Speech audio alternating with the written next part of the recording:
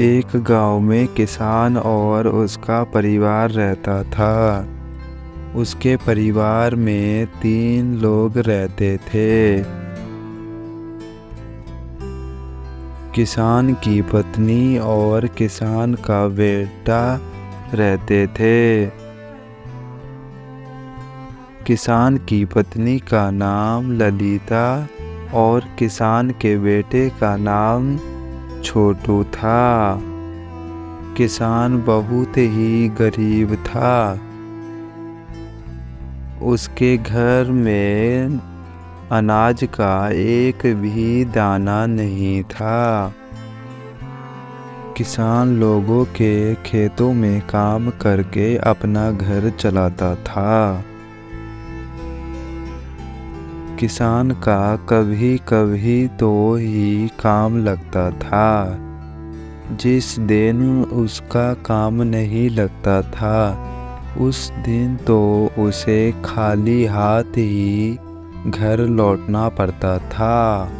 किसान की पत्नी ललिता किसान से कहती है, इस गरीबी ने तो हमारा बुरा हाल कर दिया है। ना ही हमारे पास पहनने के लिए ढंग के कपड़े हैं, ना ही हमारे पास अनाज का एक भी दाना नहीं है। ना जाने कब अच्छे दिन आएंगे। किसान कुछ नहीं बोल पाता है और उठकर चल देता है। सूरज ढलने लगता है। किसान की पत्नी ललिता किसान से कहती है, क्या बनाऊं खाने में? कुछ भी नहीं है बनाने के लिए। किसान का बेटा छोटू किसान से बोलता है, पापा पापा मुझे भूख लग रही है। किसान कहता है, बेटा आज ऐसे ही सो जाओ, कल मैं खाने का बंदोबस्त कर दूंगा। कल पेट भरकर खा लेना। अच्छा पापा, मैं कल खा लूँगा।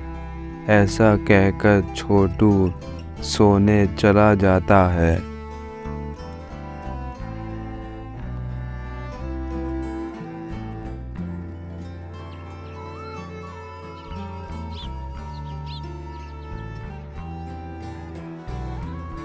अगली सुबह जब होती है तो किसान काम की तलाश में निकल पड़ता है।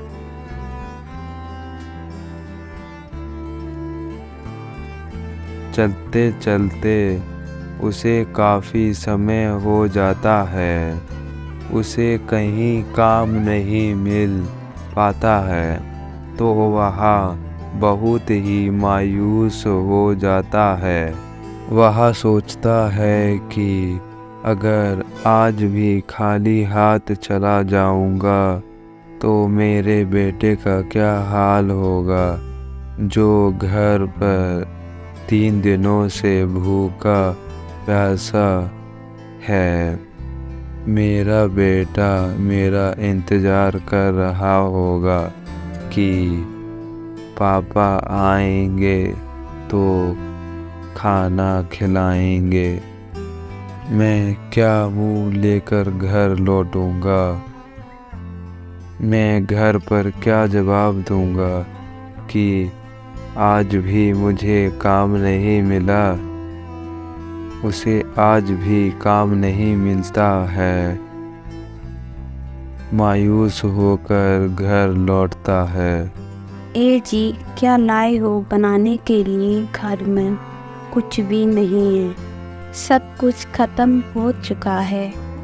सारे बर्तन भांडे खाली पड़े हैं, कुछ भी नहीं है बनाने के लिए। किसान मायूस होकर बोलता है, भाग्यवान, मुझे आज भी कहीं पर काम नहीं मिला। मुझे लगता है कि आज भी हमें भूखा ही सोना पड़ेगा। मैं बहुत दूर दूर तक घूमकर आ गया हूँ, कहीं पर भी काम नहीं मिला। कोई भी काम देने के लिए राजी नहीं है। बताओ मैं क्या करूं? आज भी हमें भूखा ही सोना पड़ेगा। हमारे बच्चे का क्या होगा? उसने तो 3 दिन से खाना भी नहीं खाया है। हाँ भाग्यवान, तुम सही कह रही हो, पर कर भी क्या सकते हैं। शायद हमारी किस्मत में भगवान ने यही लिखा हो।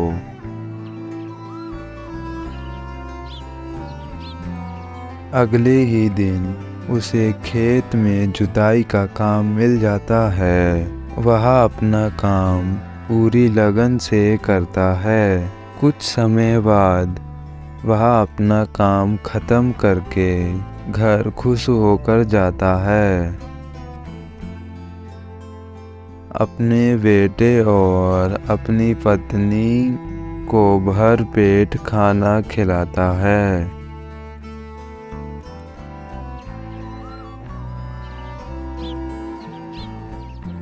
एक दिन सेठ किसान के घर जाता है। किसान से कहता है, किसान भाई मेरा खेत जोतना है, बोलो कितने पैसे लोगे? सेठ जी जो आप दे दे मालिक, मैं उसी में खुश हो जाऊंगा। अच्छा भाई ठीक है, चलता हूँ, फिर जल्दी आना। ठीक है सेठ जी, मैं आ जाऊंगा। किसान सेठ के खेत में काम करने के लिए निकल जाता है। किसान खेत में काम शुरू कर देता है। किसान को खेत में खुदाई करते करते एक घड़ा मिलता है। वो घड़ा जादुई घड़ा होता है। किसान को यह पता नहीं होता है कि वो घड़ा जादुई घड़ा है। उस घड़े को किसान अपने घर ले जाता है। किसान घड़े को अपनी पत्नी को दे देता है और बोलता है कि यह घड़ा मुझे खेत में काम करते समय मिला था, तो मैं इसे घर ले आया। ललिता उस घड़े में पानी रख देती है। कुछ समय बाद घड़े में से पानी बाहर निकलने लगता है। किसान कहता है कि घड़े में से पानी बाहर निकल रहा है, क्या ये घड़ा फूटा हुआ है? तो उस घड़े में अनाज रख देते हैं। कुछ समय बाद देखते हैं कि घड़े में से अनाज भी बाहर निकल रहा है। किसान ये सब कुछ देखकर हैरान हो जाता है कि ये क्या हो रहा है। फिर किसान समझ जाता है कि ये जादुई घड़ा है। किसान यह सब कुछ देखकर खुश हो जाता है और बोलता है कि अब हमें अनाज की कभी भी कमी नहीं होगी। उसके परिवार को अब कभी भी भूखा नहीं सोना पड़ेगा। किसान समझ जाता है कि यह घड़ा कोई मामूली घड़ा नहीं है, ये घड़ा तो जादुई घड़ा है। अब किसान धीरे धीरे सारी चीज़ों को ऐसे ही बढ़ाने लगता है। किसान अमीर हो चुका था।